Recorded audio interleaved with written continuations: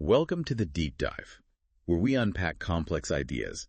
We often think of tyranny as something just imposed from the top down. Right, like an external force. Exactly. But what if George Orwell's really chilling masterpieces, Animal Farm in 1984, show us something far more, uncomfortable? That maybe we're somehow complicit, involved in our own oppression. That's the angle. So today we're diving deep into that, the moral gray areas of leadership, how tyranny kind of justifies itself. And that really uncomfortable psychological bit about the oppressed maybe playing a part. It's a journey into how power and freedom actually work. You might find some surprising things. Okay, let's unpack this then. When we look at Animal Farm, Napoleon's journey, what's the first thing that strikes you about how Orwell paints the darker side of leadership, this moral ambiguity? Well, what's really insightful, I think, is that Napoleon's corruption isn't this sudden thing, like a switch flips. It's gradual. Slow burn. Yeah, almost imperceptible steps. It's what you might call the chilling logic of each step. First, the pigs just subtly take the milk and apples. Right, for your sake, they say.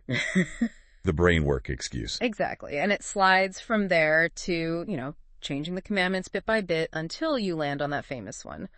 All animals are equal, but some animals are more equal than others. It shows how power just builds its own momentum, its own dangerous logic.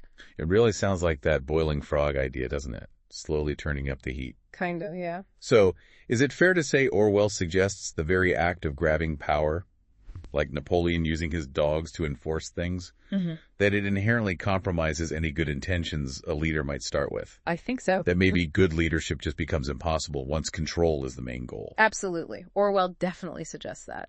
Maintaining control seems to push goodness aside.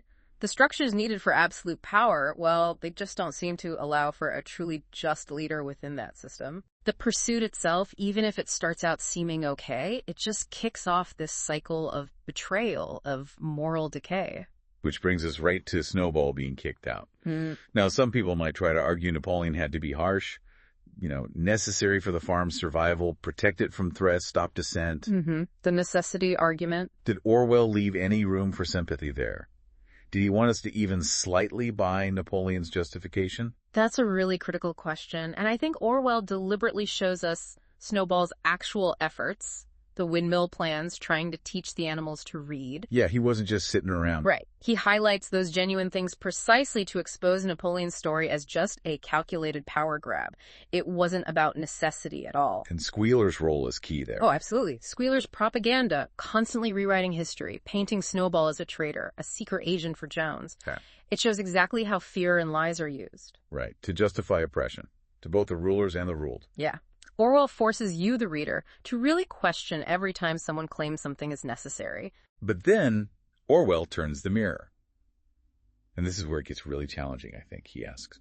Are the oppressed somehow complicit? The animals. They see the betrayals, but they seem to participate through, ignorance?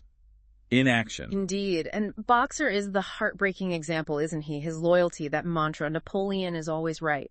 Yeah. It's this total surrender of his own judgment. Even when his friends are executed, even when he's clearly being exploited, he just can't process it. Which leads directly to his horrific end at the Knackers. Exactly. The animals generally choose to believe these completely absurd explanations Squealer gives them, rather than trust their own eyes, their own memories. So it's not just simple ignorance. I don't think so. It's almost a kind of psychological self-defense. It's easier maybe to just accept the lies, to rewrite your own memory, than to constantly fight it or face the terrifying truth or risk sticking your neck out. And this whole theme gets an even bleaker, deeper treatment in 1984, doesn't it? With Winston Smith's final surrender. That line. He had won the victory for himself. He loved Big Brother. Chilling doesn't even cover it. No. And what's so profoundly disturbing there is that Winston's victory is the ultimate win for the system. It's total psychological conquest. Right. Oppression is fully internalized. Resistance isn't just futile, it's unthinkable. It's gone. Orwell's suggesting oppression isn't just something done to us. We can end up actively participating? Yes. Finding a weird kind of comfort, almost relief in just giving in. Yeah. Especially when the whole system is designed from the ground up to break your individual spirit. So wrapping this up, the big takeaway seems to be that tyranny doesn't just rely on ruthless leaders. No, not just. It crucially needs the silence of the masses, their cultivated ignorance, and maybe most importantly, their psychological submission. Right.